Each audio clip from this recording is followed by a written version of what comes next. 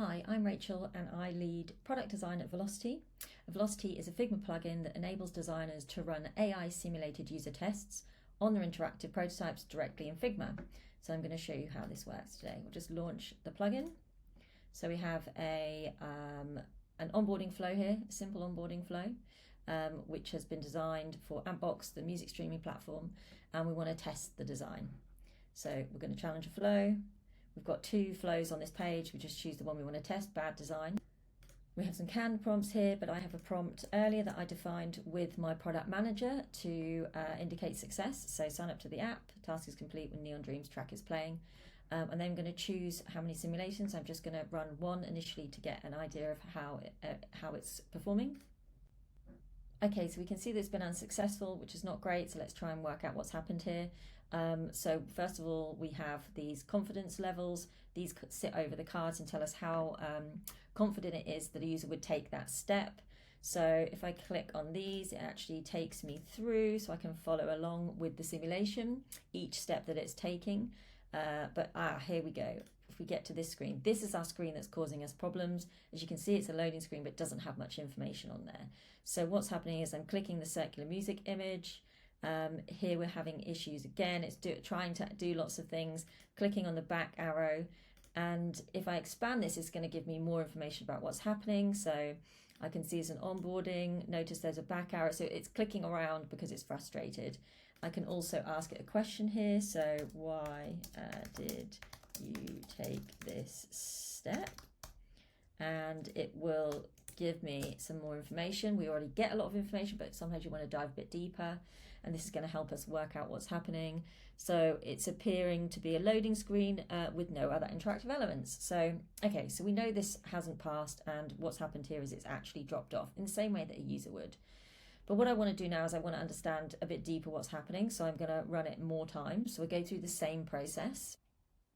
So I ran it again, but this time I ran it 100 times because I really wanted to see what's happening here. We can see it's passed 7 out of 100 times, but I want to dive deeper and understand more. So I'm going to look at the full report. No to the requirements. This is obviously a very confusing screen. Look at all the clicks on here. Our usability results aren't looking great either. We've got, so what we want to do is we want to dive into this a bit deeper. If I look at our simulated paths, this is showing the successful paths. There were 3 successful paths. It was able to pass sometimes, but only 3 times.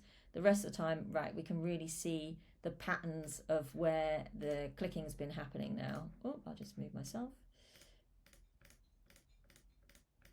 And finally, oops, we can see that this is our problematic screen. There's lots of clicking going on, but no action happening. And we can see that that's happened across several different paths. So what I want to do now is I want to change my design. So I'll go back to the plugin and amend my design and then run it one time. I've improved my design now. You can see it says creating a library. It's got more images which can animate. It's taking up to 30 seconds. It's got a loading bar. It's got so much more information on there. So I'm hoping now that it's going to actually pass, but we'll see. Okay, so it's successful this time, which is great. That's what we wanted. If we scroll down, we want to look at our screen that was problematic previously. Now we've got a new design. Here we go. It's waiting for the library creation process to complete. So it's just waiting, which is great. It's saying it's got a 49% progress bar.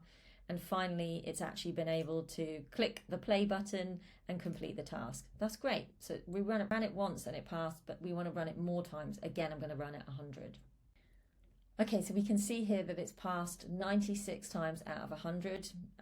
This is looking much better. I want to look at the full report. This is what I want to see.